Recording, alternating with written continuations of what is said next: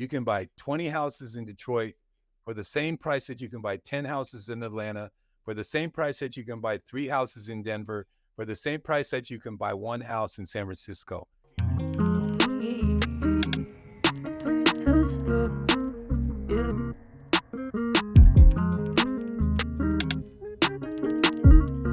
Welcome to the Iron Sharpens Iron REI podcast. Today, I'm very excited to introduce our very special guest, Vincent Lanza, aka Uncle Lanza, the Uncle Lanza.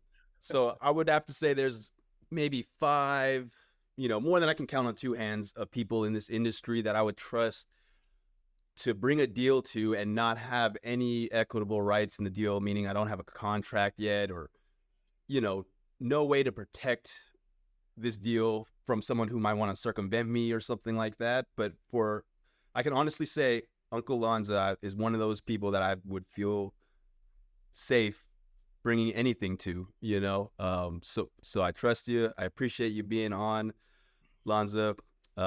Super excited to have you here. Yeah, Super excited. I appreciate you have trust.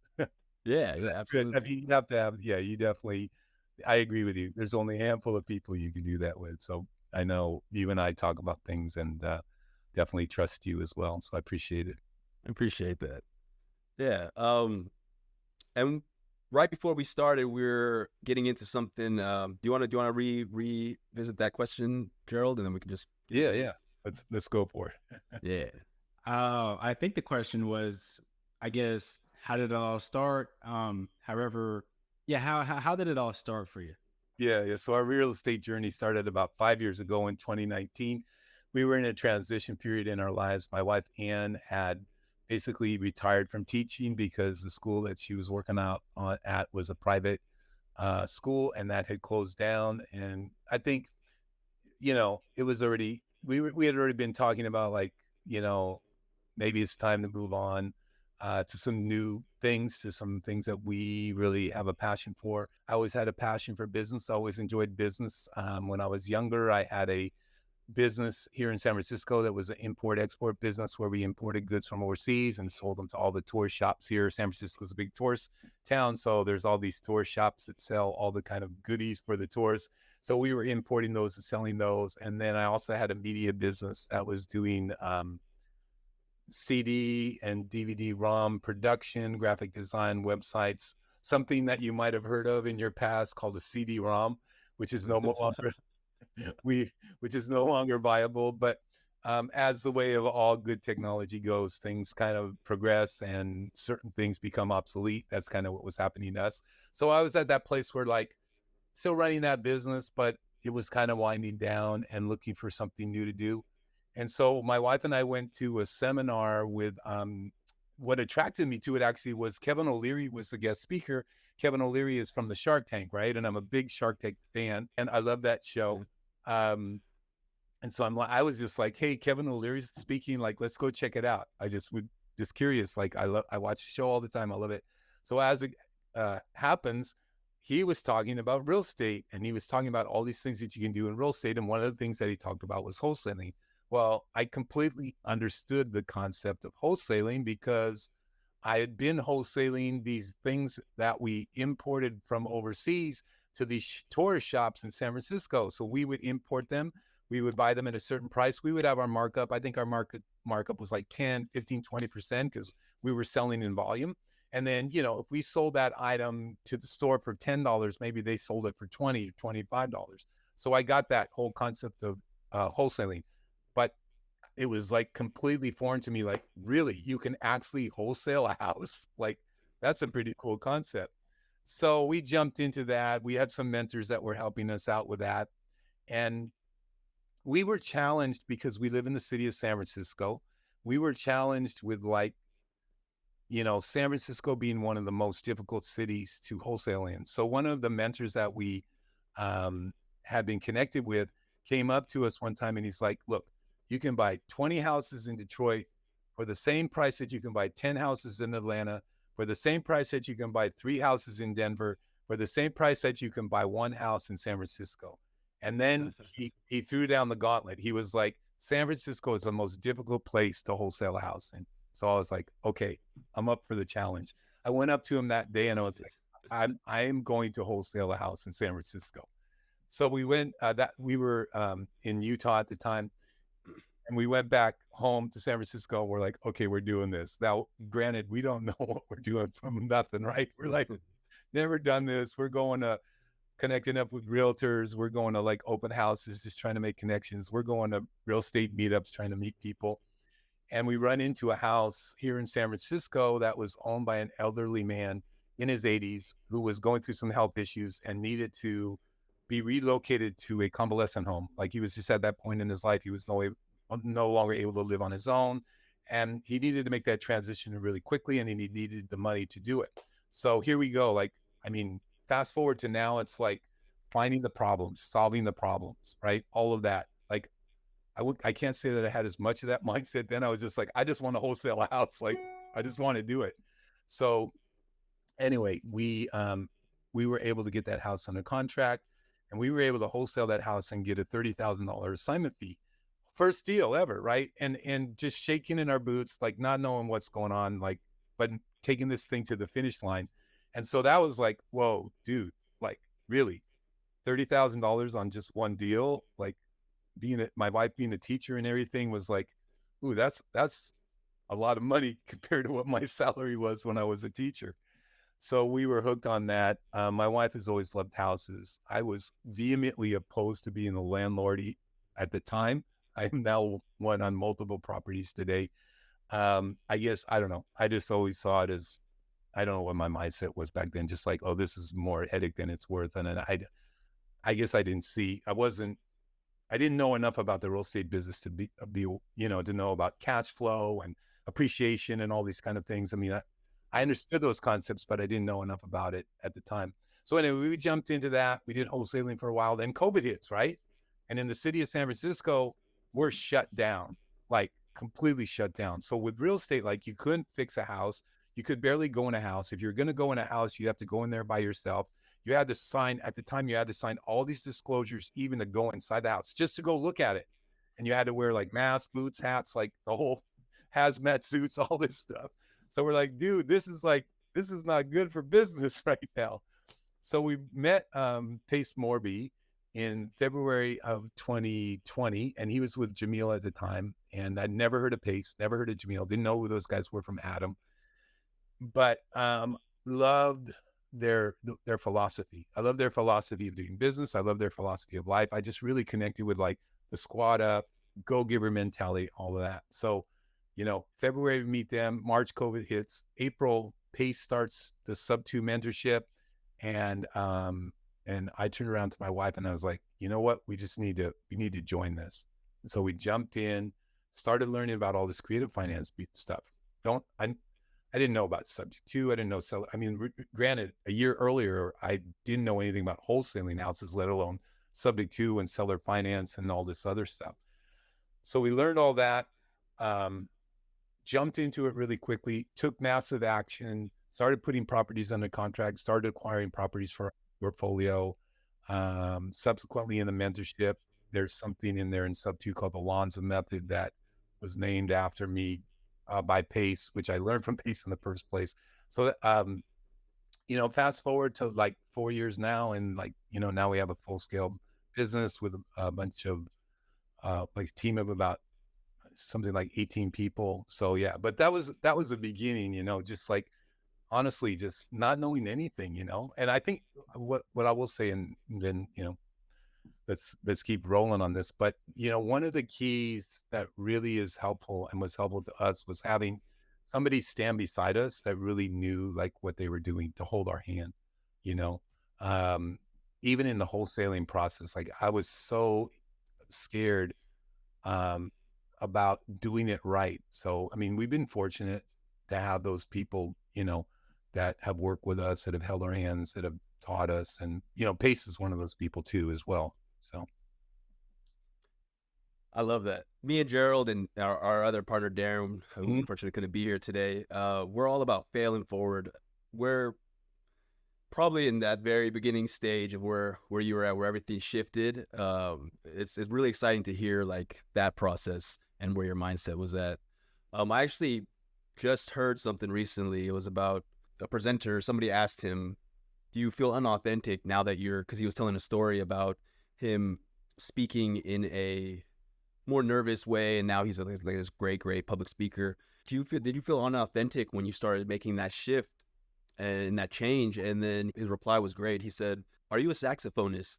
And the lady replied, no, I'm not. And she said, so if you picked up a saxophone, would you be good at playing that saxophone, or would it feel unauthentic? And then, obviously it'll sound bad and it's unauthentic. He said, okay, with years of practice, you use your instrument. Now, are you a saxophonist? And is that authentic or not? And that really resonated with me, and being somebody that, we're not yet.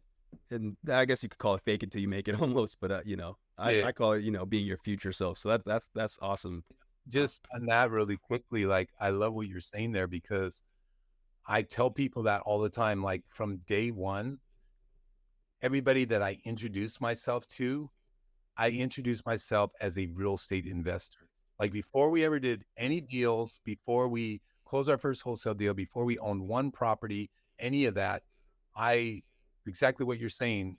I was a saxophonist, right? I identified as a real estate investor, and I introduced myself as a real estate investor. I knew that I was stepping into that role. I knew there was a long journey, and there still was a long journey ahead to go.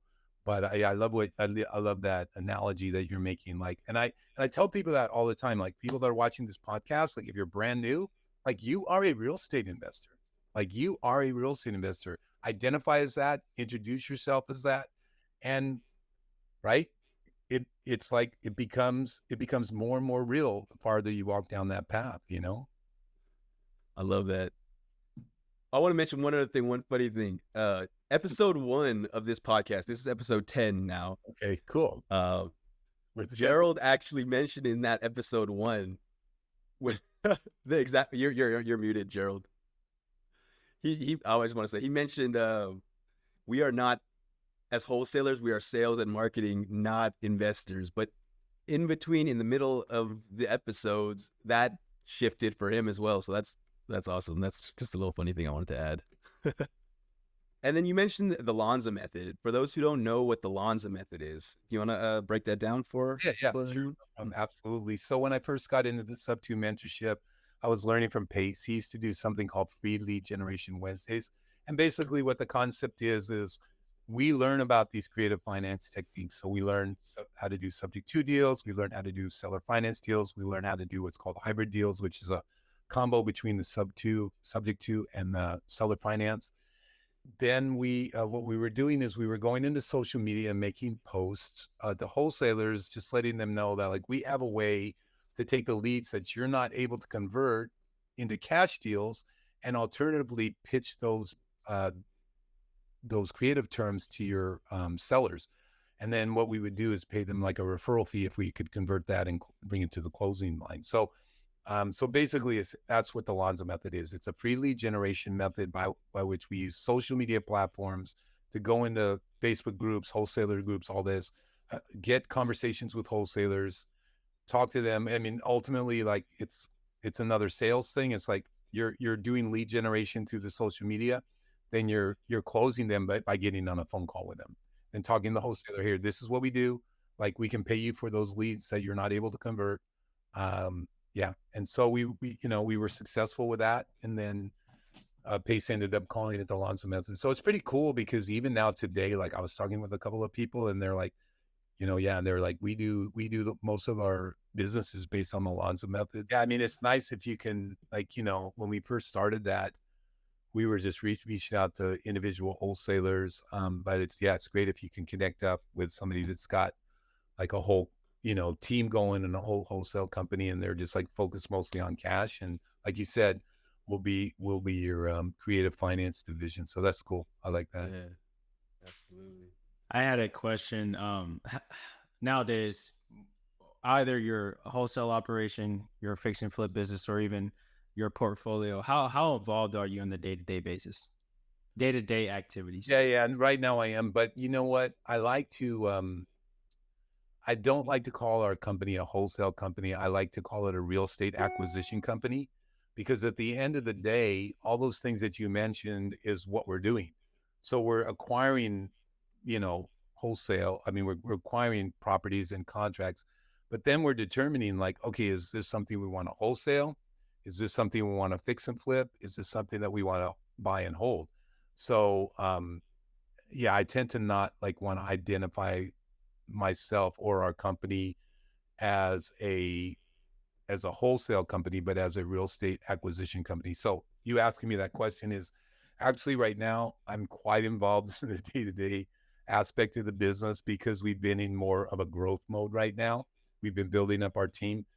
I'm moving towards being less involved in that. So that's like my ultimate goal is to just build up this business to the point where I can step away. But like, we're not at that point yet. So to answer your question, yeah, I'm pretty involved in the day-to-day activities of the business. I mean, we have, I regularly meet with the people on the team and all that. That being said, yeah, we're definitely trying to build up the business to the point where we don't have to be as actively involved in the day to day because it's doing all that. It's pretty full time. So Yeah. I'm gonna take that from you, Lanza, because I guess I call it like a wholesale operation, mm, right? And I was just telling G, we just had a podcast with another person prior to this, and we were telling G, don't cap yourself. We're not telling her, but we're telling our audience, don't cap yourself at identifying only as a wholesaler. yeah, Otherwise, you have these high level networking meetups. And if you're only seen as a wholesaler, then they'll only use you as a wholesaler. Okay, well, bring me deals. So, I mean, I'm kind of doing the same thing, right? If I'm only titling it as a wholesale operation, it's only going to be treated as a wholesale operation. So there's a paradigm shift that you just kind of helped me realize just now. cool. Yeah, I love that. I mean, and I just, yeah, again, I just didn't like to be identified like we're just a wholesaling company because we're not. Like I have, 2 or 3 flips going on right now. And one of them is the one that we acquired in Florida. And, I'm always looking to buy and hold things if the deal makes sense. So yeah, I mean, that's what we're doing. We're acquiring real estate. Once we acquire the real estate, then we're deciding what bucket that goes into. Okay, this one I don't want to hold. I want to wholesale this one. Hey, this has a really good margin. Like maybe we should flip this ourselves. Mm-hmm. Uh, this one is maybe a creative deal that has good cash flow. Like let me hold on to this one. Yeah. So we're acquiring real estate in one Gotcha. shape, one way Nice. or another. So Nice. So you're doing fix and flips, mhm, you're holding properties, mhm. you're managing the properties, you are teaching through Zooms, you're making content creation. You got a lot going on, Alonzo. You got a lot going on. What are some tips you can give to someone like, say, me and Gerald or anyone watching that would help with managing all of that workload and keeping your bandwidth, intact? Yeah. Well, first of all, I'm going to give credit to where credit is due. So I was able to hear Dean Grazioso at a mastermind a little while ago, was connected up with Tony Robbins. And I love something that he said. He said, look at everything you do in your life and figure out the things that you can either automate, delegate, or eliminate. So I think, I'll be honest, like I was that person that really had a hard time delegating because I had a hard time trusting that somebody else could do that job. And I was in that mindset of like, I don't think anybody can do it as good as me. But then if you're wearing all those hats, right? You're wearing the acquisition hat, you're wearing the disposition hat, you're wearing the TC hat, you're wearing like whatever, you're wearing all these hats, you realize that like you're capping yourself, right? Because I'm one person, I can only go so far. So I really had to let that go and learn how to delegate, which now I feel like I've gotten a lot better about, even to the point of like, I'm always looking to delegate stuff like now, like in our business, like the other day, we were looking at hiring a lead manager. At the end of the day, we're like, this job can be handled by a VA. So we hired a VA and then we're like, yeah, she can do all this stuff, so it's like, I don't need to be doing that. So I think, I think management of your time comes with learning how to, first of all, doing those things like delegate, automate. I mean, like in our business, the other day, we do some lead generation direct to agent, right? And we end up, excuse me, getting a fair amount of leads from that. And one of the challenges that we have is keeping that communication, because, like, say there's 50 to 100 agents that we're trying to communicate with. That oftentimes is a challenge. So what we did was we just basically automated some of the responses, right, by using a bot to do some of the communication. So then even for me personally, right, I'm looking at like what things can I delegate. So I mean, in recent time, I've delegated off like the bookkeeping to a bookkeeping company, and delegating out like the TC work to a transaction coordinator, all these kind of things. So I think managing your time, first of all, I really like what Dean said. I mean, really, it's one of those things that I repeat and remind myself of often. Okay, what can I delegate? Like, what are those tasks that it makes sense for me to give to somebody else? Like, I think I heard Pace say this one time. Like, he was like, "Why am I doing $20 an hour tasks when I'm making whatever Pace makes, like, say $5,000 an hour, 1,000, whatever that number is, like why I should be delegating these $20 tasks to somebody?" Because I think like at one time he was like doing the laundry and all this stuff. It's like he's like, I'm just get somebody to do the laundry, right? So look at that. I look at that. I look at delegating, and then I look at what I can automate. I mean, we're in a wonderful time, right? We got AI, we got all this stuff, a lot of things you can automate. Like I was telling you about that situation we had where like these people are and our team are responding to these agents like manually, like just automate it, like automate those responses. And then, at some point in time, you do need to bring that human element into the conversation, but um, you can automate as much as you can until you need to do that. And then what can I eliminate, right? Like, what am I doing that's like completely a waste of time? So, I mean, like, even in our company right now, like, we're looking at this whole part of our company that we were doing previously, and we're like, this is not fruitful. This is not bearing any business for us. Like, why are we still doing it? Why are we putting time and energy into it? Like, let's eliminate it. So I think that's important to look at. Sometimes it's hard to prioritize like what you need to do and what you need to spend our time on. But I think, I do have like my daily priorities. I do try to start my day out on the right foot, doing some exercise, praying, just getting in the right mindset at the beginning of the day. And then I shut off at a certain point in time, right? I'm like, it becomes counterproductive, right? If you're just going, and then it's like, you're not taking time to take care of yourself. You're not taking time to spend time with your wife, your kids, and your family.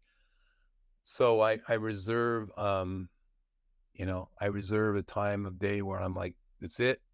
Business is over. Not doing any more business today. Did I get everything accomplished that I maybe wanted to do or had on my list of things to do? No, but you know what? Tomorrow's another day. I mean, I think I learned a long time ago, like, you're going to have your to-do list and prioritize that to-do list. And there's always going to be a bunch more stuff that you need to do tomorrow. So it's okay. So yeah, so those are some of the things that I do, try to keep my time and parameters. I also, there was somebody else, and I don't remember who this was, but they were saying like, you need to put your own parameters, right? So like, say for instance, like your parameter is like, I'm pretty much like off on Sundays. Like, that's my day off. That's the day I spend with time with my family. So like, when my team or somebody else like is texting me about business or something, like, I don't answer it, because like that's my day off, right? If that's what I do.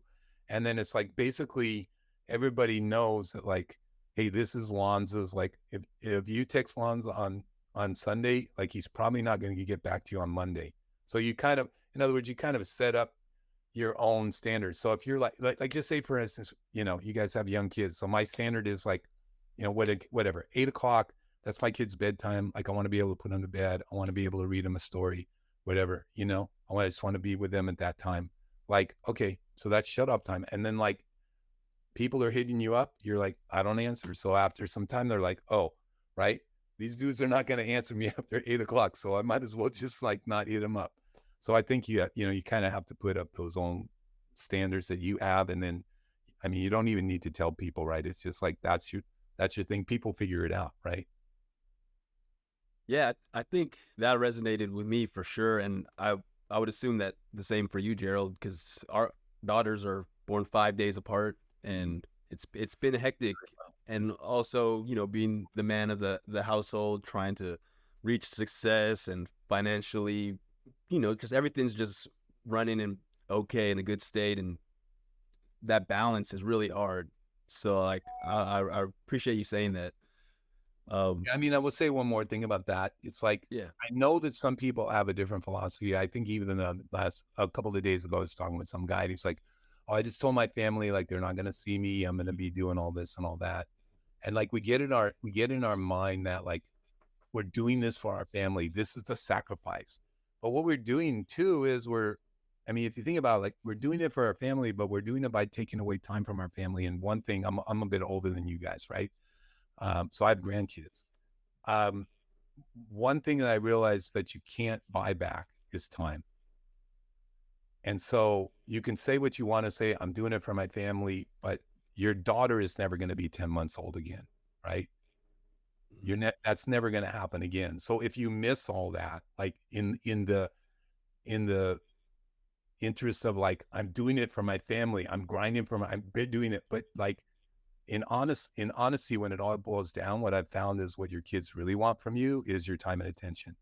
They don't really care if you have $1 million or $10 in your bank account, right? So I think, to me, like, we don't want to lose sight of that priority. Like, yes, we're men or women, all, not to just say Right. talking with us as guys, but women, the same thing, Absolutely. right? Women are in this business. Women can also get into that like mindset as well. Um, and we're like, we're doing it for our family, but we're missing the point of like what it's about for our family. What they really want from us is our time. So we have to balance, right? I mean, we're trying to make this business successful and all that, but we have to realize, like, not to the extent of like, I just take away everything and I miss that time. And, I have a couple of examples in my life, and one is my partner that I work with, and he was just a workaholic, worked Monday through Sunday, hardly ever see his kids. And, now his relationship with his kids is really strained. They're older now, they have kids of their own. And he tells me about that, right? And it's like, you can't go back and rewind the clock and make up for that. It's like it's already happened.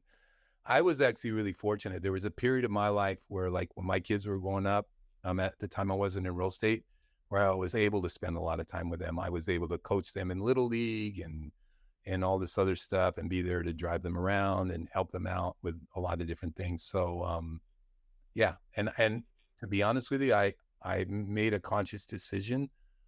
There were some sacrifices that I needed to make to do that, but I have no regrets about it whatsoever, because it's like, I realized that's important, as fathers. Like, it's important to have that input and that time with our kids. And they remember that. They remember, oh yeah, even, I mean, honestly, like, my kids still remember, like, Daddy, you remember when you used to tell us those bedtime stories, like, about, I used to make up stories off the top of my head, remember we had these stories, and they still remember that stuff. Remember, like, when we were, when we had this little league game and all, they remember all that stuff. So, yeah. So it's important not to, we have to have a balance. It's important not to sacrifice like that, that time with our family and with our kids. Man, I love that. I'm sure I can speak for you too, Joe. We're gonna keep that message close to our heart, Lanza. That was truly special. We appreciate that. Yeah. Thank you. Absolutely. I gotta ask you, being obviously now you're not new, but when you started being so new and then switching into creative so quickly, and then being put into, you know, the light of on Lonzo's celebrity in our world, I honestly would say, how was that process, and how did, Yeah. when things got so busy or so hectic and just managing and trying to portray your brand and who you wanted to be, what was that like? That's a great question. So first of all, I never take myself too seriously. Like, I love all this, and they call me Uncle Lanza in the mentorship, but I realize that it's really important to always stay grounded and just be who you are. Like, I'm thankful for it, and I have fun with it, but like, I'm not like, oh, look at me, like who I'm like, I'm just me, right? I'm just a dude, Sure. just like you guys, just like all of us. And so I try to keep grounded in that sense. But yeah, but I have fun with it. I mean, I'm just fortunate to be in the mentorship when I very first started, being one of the first students, being like a leader in there, doing a lot of teaching in the mentorship and everything. So yeah, it's a really fun journey. And then the other thing is though, like what you're asking, like as that happens and you're got all this momentum going, um, it definitely got to a point where like I was stressed out, overloaded, and like I can't deal with this. Like and that's that whole thing about that I was talking about earlier, where like I had a really hard time delegating. So I heaped so much stuff on myself to the point of where it was just like, I just got to the point like, I can't do this. Like, I've either got to put on the brakes or do something. And so that was the point at which like, okay, now I have to delegate things, right? Now I have to start to build, excuse me, a team of people around myself that can do these different things. And so that was like probably 2 years ago, the process that I was going through. And we're now, like I said, we have a team of probably about 18 people, like 4 or 5 VAs, and then, so, however many people that are here in America. Um, yeah. So it was something that I just had to come to the point of like, I can't handle this on my own anymore. I need to grow this. So yeah, I think there's definitely like a thing where we all can like handle a certain amount. Like even with you guys, I don't know what you have right now, but let's say there's 3 of you. Like if you guys keep growing, you'll have to grow beyond that point of 3 of you, right? And it might be initially just like, oh, we need to get a couple of VAs or whatever we need to do. But in order to grow your business, you'll come to the point where like the 3 of us are capped out with what we can do right now.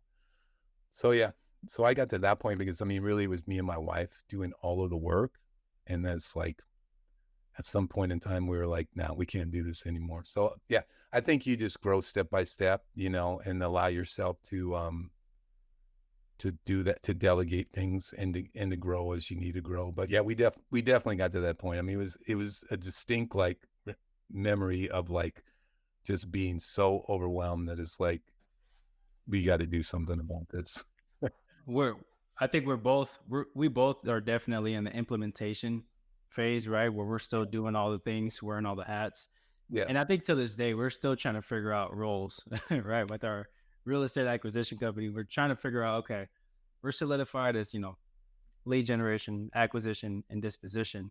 Now with economies at scale, it sounds like you're now in management, managing of people. Yeah. And I know you're going to meetups and you're talking on Zoom. So you're also in communication as well. Do you see a uprise in maybe in the influencer stage where you're starting to kind of take more of the camera and do more with influence, being in front of social media and having to spit out more of a brand or a message for you and the kind of message you want to put out there? Yeah, no, that's a great question. Yeah, I would say my role is, and we've discussed this actually with our team, right? Because we have a whole acquisition team of people, we have a whole disposition team of people, we have a TC on the team, we have an integrator on the team, we have some underwriters in the team, all those things. So people have like specifically defined roles, and I always tell people like I feel like my best use of my time and the most help that I can be to the team is like basically marketing, and promotion and just public relations, like all of those things. So so I spend a fair amount of my time doing that type of thing. I mean, I think ultimately I could do even more, but like recently in the last 3 4 weeks we were making some individual goals, and one of mine was to do more of that type of thing, or just putting myself out there in social media and doing podcasts like this one. So I appreciate you guys inviting me today. Yeah. So for me personally, like that's kind of where I want to be at. I mean, I'm also managing the business, and I mean, we're talking about deals and we're doing all this, but I like to be, in the place where I can do more with like the social media, do more with like podcasts and education. I love that type of stuff. I'm not a mentor. in terms of, I shouldn't say that. I am a mentor, but I'm not trying to start a paid mentorship per se. But I love mentoring people. I love teaching people. I think that's probably the most satisfaction that I get personally out of real estate is doing that, doing stuff like we're doing today, where we're talking to about topics centered around real estate, and we're hopefully imparting some wisdom to people about some of our experience. So, I enjoy that a whole lot. So. You're awesome, Lanza. I want to be respectful of your time. Maybe another time we'd really love to have you back and to dive deeper into these strategies and get into the nitty gritty a little bit more. Sure. But for now, if people want to find you or send you deals or get in contact with you, where should they look? Yeah, so probably the best place to go for starters is lanzapartners.com/Vincent, and I think we'll hopefully be able to put that link. I'll get that over to you guys, and we'll be able to put that link in here. But it's Lanza Partners, LANZAPARTNERS.com/Vincent. I'll put it right there. Yeah, we'll put that up there. I got you.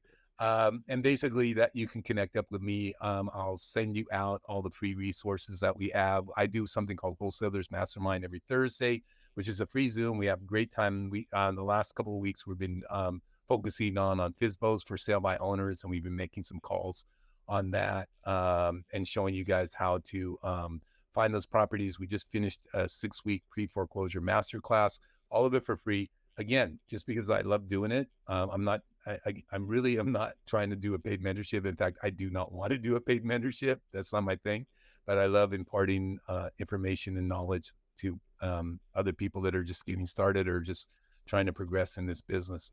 So yeah, so we'll get that to you. That's probably the best place to connect up with me. I'll send you out all my free resources. That'll let you know how you can get on my buyers list. That'll let you know how you can submit a property to me. And so we'll put that link in here.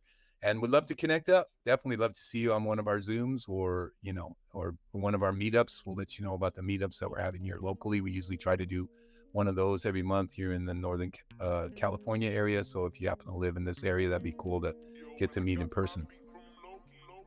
Absolutely. And everything will be linked in the description. Again, thank you so much, Lanza, for being here and sharing those gems with us. And yeah, that's the Iron Sharpens Iron REI podcast signing out.